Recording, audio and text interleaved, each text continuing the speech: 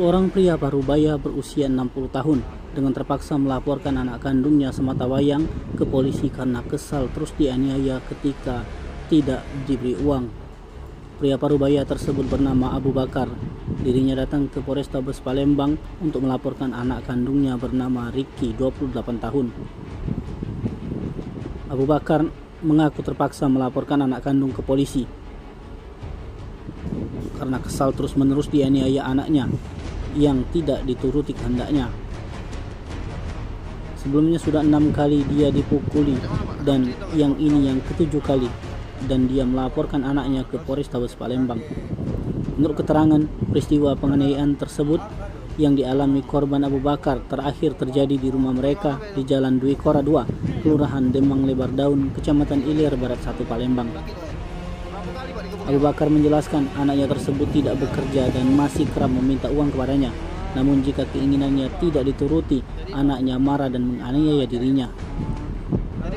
Anaknya meminta uang beragam, mulai dari 20.000, 5.000, 10.000, dan berbagai macam jumlah lainnya.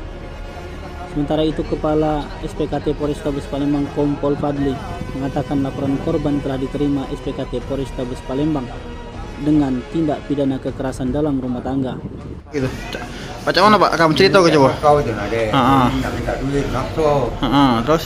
Dia aku kaget. Jadi dia langsung tidak galak. Harus ada ni.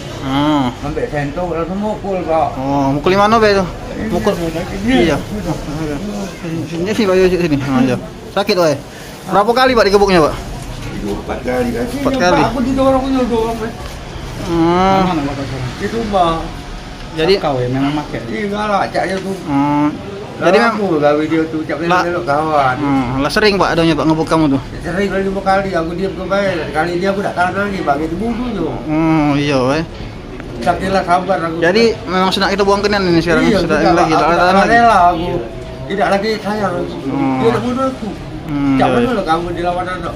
Iya Pak. Dia sabar rokok Pak dijuk. Oke Pak. Tak lain, tak hitam, tak kan. Nak reading pula apa ni nama tu. Tua. Banyak kedai. Nak ngopi pula. Tim Liputan Sumsel Update TV melaporkan.